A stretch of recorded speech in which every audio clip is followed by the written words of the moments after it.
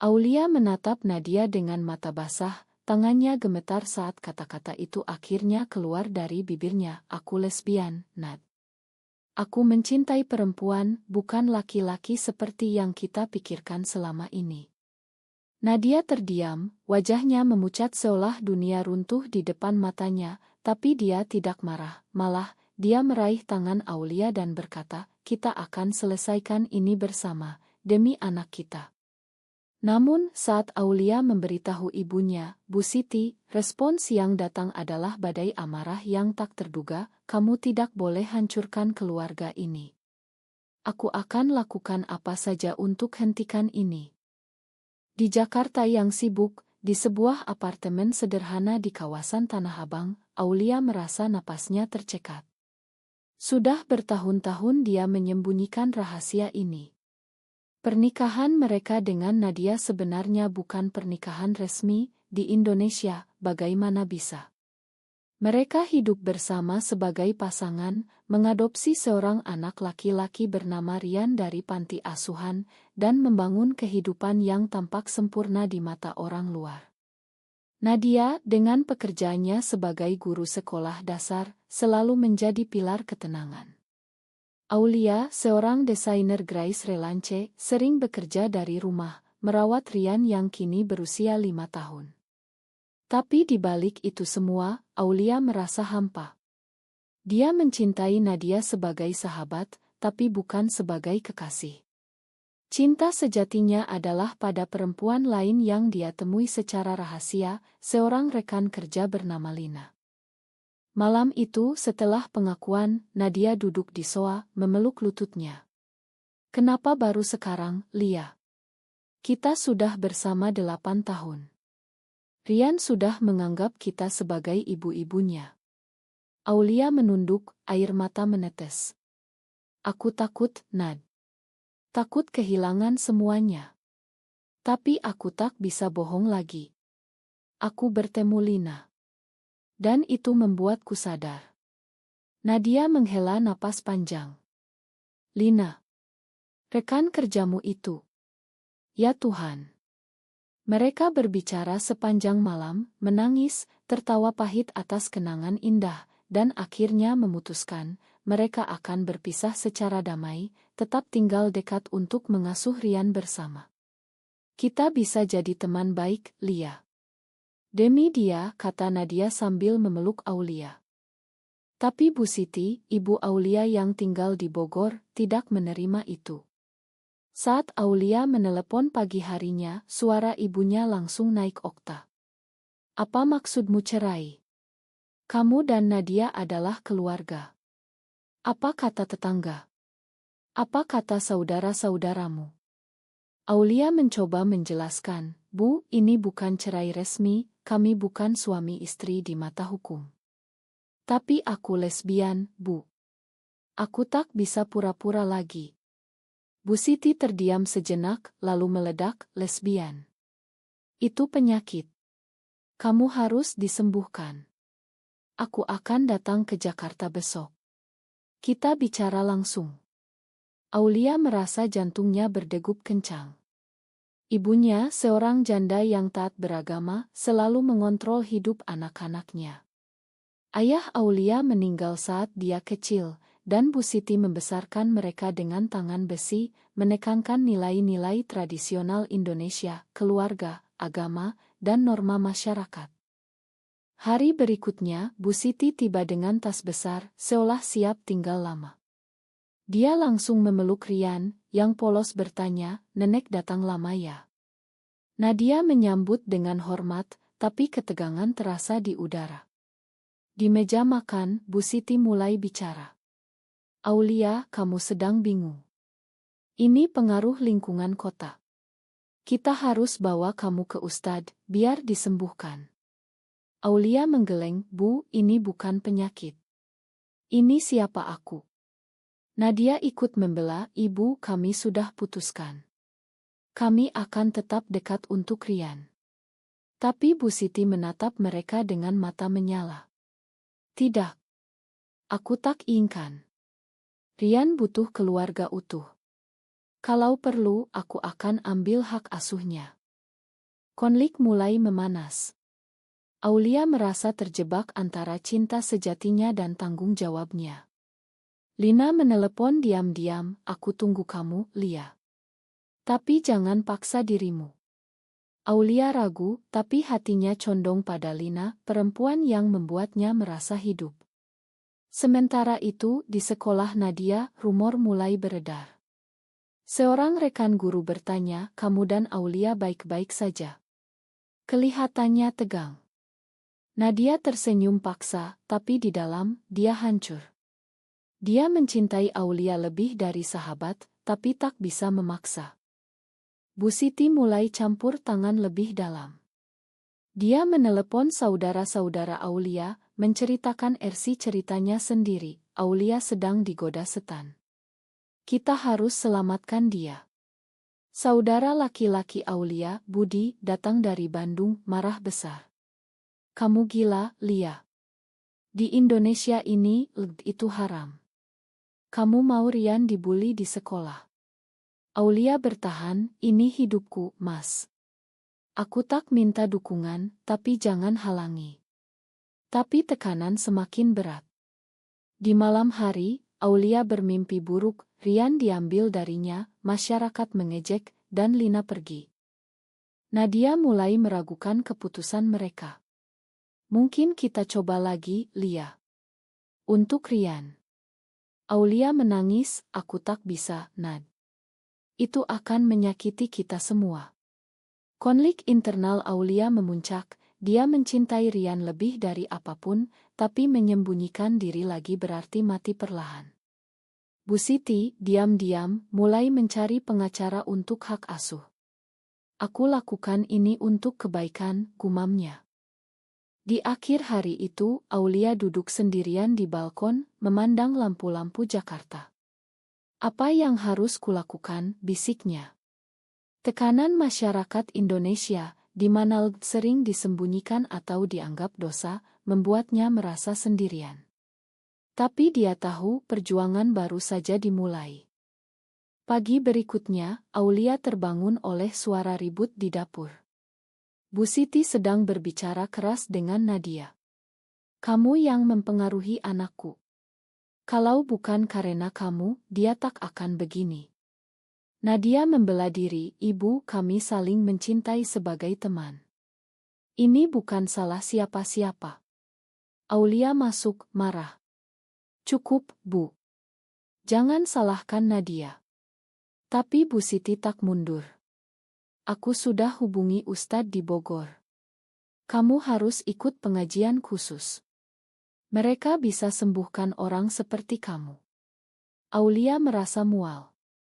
Pengajian khusus. Itu kode untuk terapi konversi, yang dia tahu menyakitkan dan tak etik. Sementara itu, Lina mengirim pesan, "Aku khawatir padamu. Mari kita bertemu." Aulia setuju, mereka bertemu di sebuah kai kecil di Kemang.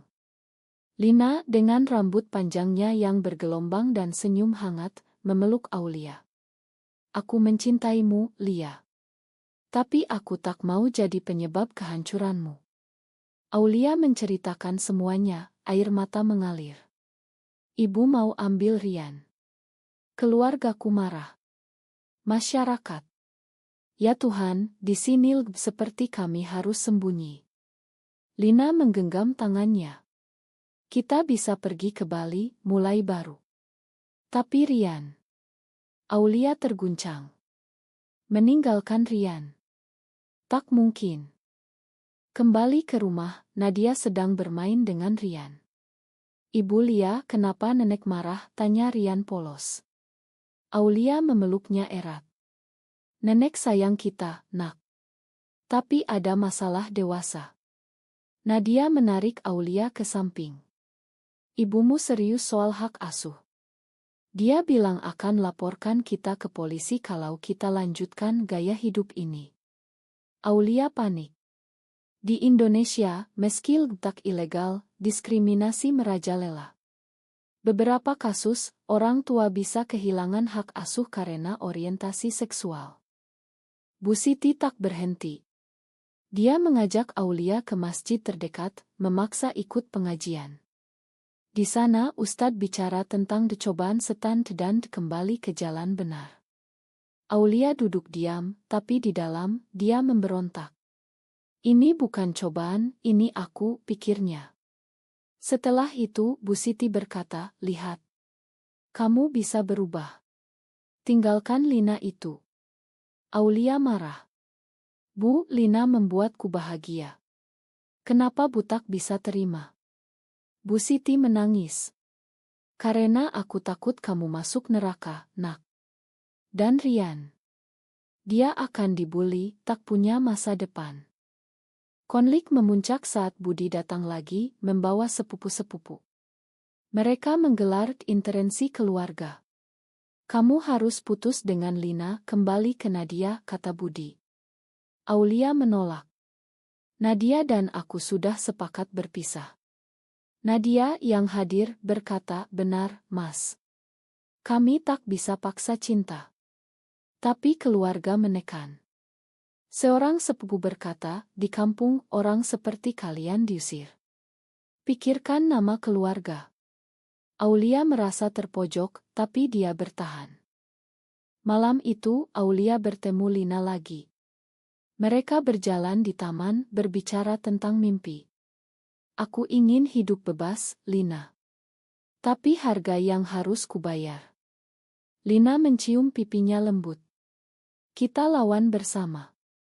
Tapi saat pulang, Aulia melihat Bu Siti sedang berbicara dengan seorang pria asing, pengacara. Ibu lakukan apa? Tanya Aulia. Bu Siti menjawab dingin, aku ajukan hak asuh Rian ke pengadilan. Kamu tak layak jadi ibu kalau begini. Aulia hancur. Dia berlari ke kamar, menangis. Nadia menghibur, kita lawan ini. Tapi di dalam, Nadia mulai ragu. Dia mencintai Rian seperti anak sendiri, dan takut kehilangannya. Sementara itu, rumor di lingkungan mulai menyebar. Tetangga memandang aneh, bisik-bisik tentang pasangan aneh itu. Aulia merasa mata masyarakat menusuknya. Hari berikutnya, Aulia memutuskan menghadapi Bu Siti. Bu, ini hidupku. Kalau Bu ambil Rian, aku tak akan makan Bu selamanya. Bu Siti terguncang, tapi tetap keras. Aku lakukan karena sayang. Konflik ini membuat Aulia mempertanyakan segalanya, apakah kebahagiaannya layak mengorbankan Rian. Tekanan sosial Indonesia, di mana keluarga di atas segalanya, membuatnya hampir menyerah. Pagi yang cerah di Jakarta berubah kelabu bagi Aulia. Pengacara yang dibawa Bu Siti, Pak Hadi, duduk di ruang tamu, menjelaskan. Di Indonesia, hak asuh anak adopsi bisa diperebutkan kalau ada bukti ketidaklayakan. Orientasi seksual bisa jadi alasan, meski tak langsung. Aulia marah. Ini diskriminasi. Pak Hadi menggeleng. Hukum kita konservatif. Keluarga biologis punya prioritas, tapi karena adopsi, ini rumit. Bu Siti menambahkan, aku akan ambil Rian ke Bogor, besarkan dia dengan benar. Nadia yang biasanya tenang, meledak. Ibu, ini tak adil. Kami yang besarkan Rian dari bayi. Tapi Bu Siti tak bergeming. Kalian berdua perempuan, hidup bersama, itu tak normal. Rian butuh igur ayah. Aulia merasa dunia berputar. Dia menelepon Lina, semuanya semakin buruk. Ibu mau ambil Rian. Lina datang, bergabung dalam diskusi. Saya Lina. Saya mencintai Aulia. Tolong pahami. Bu Siti memandangnya dengan jijik. Kamu perusak keluarga. Konflik keluarga memuncak. Budi menelepon, mengancam, kalau kamu lanjut, aku putus hubungan saudara. Aulia menangis, Mas, ini bukan pilihan. Ini aku. Di tempat kerja Aulia, rekan-rekan mulai menjauh setelah rumor bocor. Seorang atasan berkata, hati-hati, Lia. Klien kita konservatif. Tekanan sosial makin berat, Di media sosial, akun anonim menyerang gaya hidup di Jakarta. Aulia dan Nadia berkonsultasi dengan pengacara sendiri, Bu Rina, yang mendukung hak LGBTQ. Kita bisa lawan. Bukti kalian orang tua baik. Tapi biayanya mahal dan emosi terkuras. Nadia mulai menjauh dari Aulia. Aku capek, Lia. Mungkin aku pergi saja. Aulia panik. Jangan, Nad. Rian butuh kita berdua. Malam itu, Aulia bermimpi, Rian menangis memanggilnya, tapi Bu Siti menariknya pergi. Terbangun, dia memutuskan bertemu Lina di sebuah pantai dekat Jakarta. Aku tak bisa tinggalkan Rian, Lina. Lina menangis. Pilih aku atau mereka. Aulia terguncang, pilihan yang kejam. Keesokan harinya, Bu Siti membawa Rian ke taman, berbicara tentang Jepulang ke Bogor. Rian bertanya, Ibu Lia dan Ibu Nat tak ikut. Bu Siti bohong, mereka sibuk. Aulia marah saat tahu. Bu curi anakku. Mereka bertengkar hebat. Aku lakukan untuk dia, kata Bu Siti. Nadia melihat itu memihak Aulia. Kita ajukan pengadilan sekarang. Mereka pergi ke kantor Bu Rina, mengumpulkan bukti, foto keluarga bahagia, laporan sekolah Rian. Tapi Bu Siti tak kalah. Dia mengumpulkan kesaksian dari keluarga, Aulia tak stabil. Di tengah itu, Aulia dan Lina bertemu rahasia. Aku tak bisa tanpa kamu, kata Aulia. Mereka berpelukan, tapi rasa bersalah menyiksa. Apa aku egois, pikir Aulia. Tekanan mendorongnya ke tepi, dia mulai minum obat tidur untuk tidur. Konflik mencapai titik didih saat sidang pendahuluan. Hakim bertanya, apa alasan perebutan? Bu Siti berkata, anakku sakit jiwa, butuh penyembuhan. Aulia membela, aku lesbian, bukan sakit. Ruang sidang hening.